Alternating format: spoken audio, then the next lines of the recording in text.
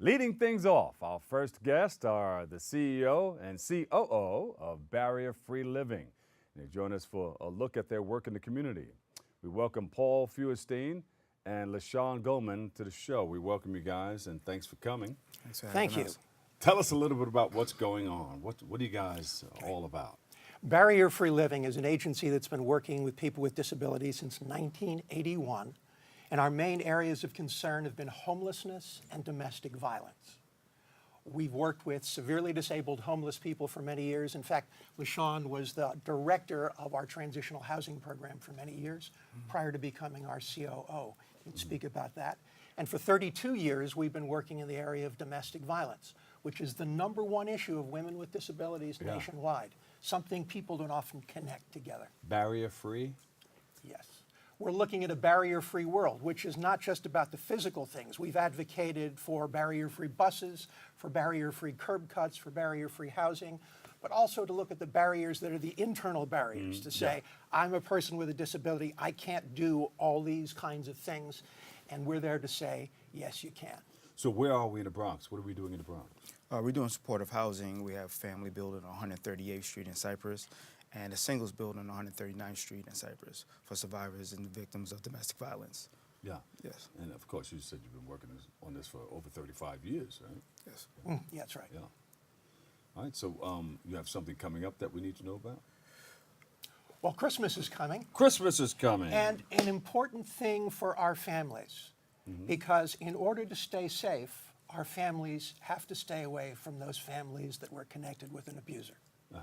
And that can be very difficult at the holiday time, is to find substitute family or family of choice, to find ways to celebrate holidays without being near an abuser, which can be dangerous.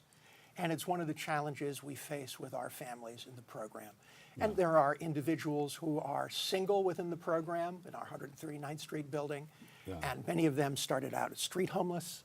Many of them were victims of intimate partner violence, and we're there to help them celebrate the holidays in positive ways, because it can be a tough time otherwise. Yeah, and there are a lot of people out there who are being abused silently, and they don't come out. They think it's Normal. going to be something.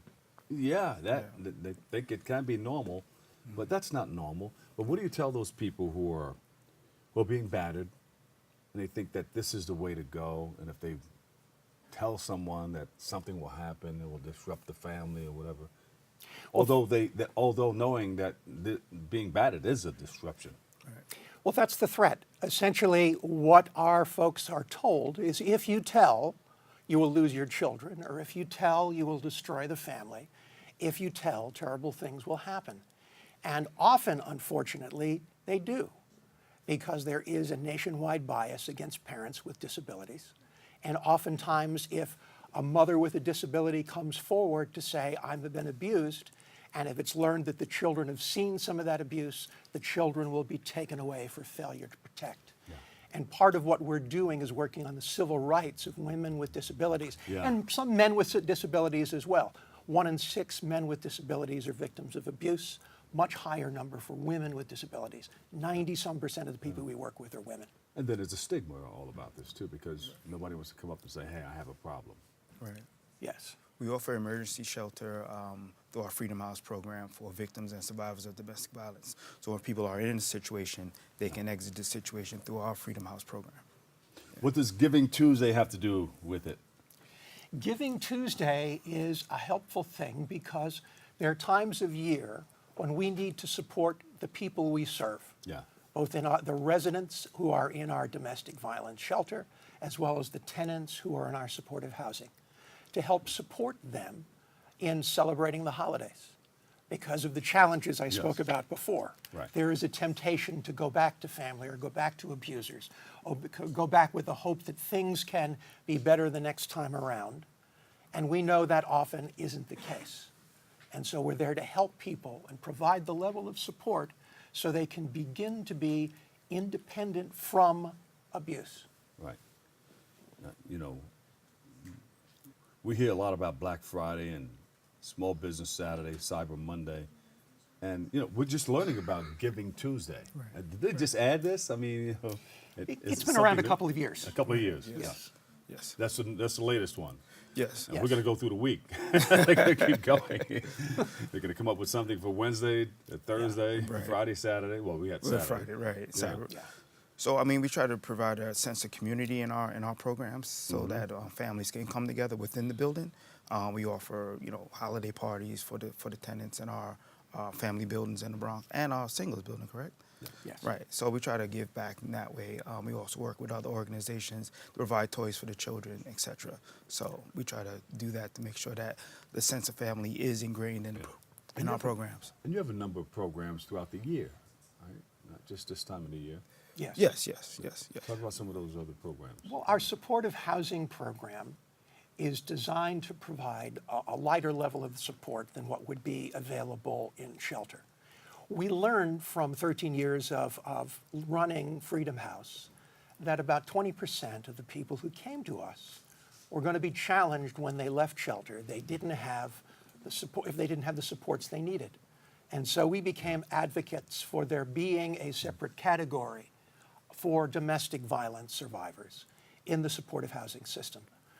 What we have right now is based on what was called New York 3, which is an agreement between New York City and New York State, and families where the head of household has a disabling medical condition.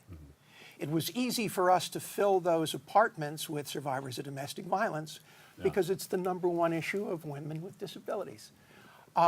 We are now developing a building and a site on the Lower East Side that is specifically for survivors of domestic violence and has units that are labeled as such through the New York State Empire State Supportive Housing Initiative. City hasn't come to a point where they're ready to embrace domestic violence as a separate category yet, but we're helping to move them in that direction. All right, so you have a lot of people that don't realize that they're wrapped up in a domestic violence situation. How do you tell them? What do you tell them? There are people out there suffering. We say there's help, and we give the help in different ways because not everybody is ready to go into shelter. How can they tell if they are in a situation where they're suffering from domestic violence? Well, if someone is being economically abused or psychologically abused, is being told they're not worthwhile, is being told they can't have friends without the approval of an abuser, that's all part of domestic violence. It's about power and control. Not just battering. No, it's about power and control is the core issue. Yeah. It's controlling kids, it's controlling money, it's controlling access to the outside world. I remember one woman who said of her abuser, you don't need a father or a mother or a sister or a brother. I am your father, I am your mother, I am your sister, I am your brother, I am your God. Yeah, whoa. Woo, heavy stuff. Yeah. And we're there to say there's another way and help people along that way. We have a community-based program that works with people who are still living with their abuser because they're not sure it's safe yet for them to leave. Yeah. It's a big decision. It's leaving everything behind. It's leaving family, church, jobs, everything, like being in a witness protection program. Yeah. Wow. And moving from there. So we are fierce about keeping the location of our domestic violence shelter confidential because that's what's needed to keep our families safe. Where do people go for more information or if they think they have a problem? You can go to our website, bflnyc.org. It's bflnyc.org. That's our Like website. Barrier-Free Living New York City, Yeah. Baptists for Life beat us to bfl.org. They got that. right. So we added the NYC because we're New New York Yorkers. City. There Right, you go. yeah, Okay. It works. Yeah. All right. And there's information on the website. So go to bflnyc.org, and there's information on there.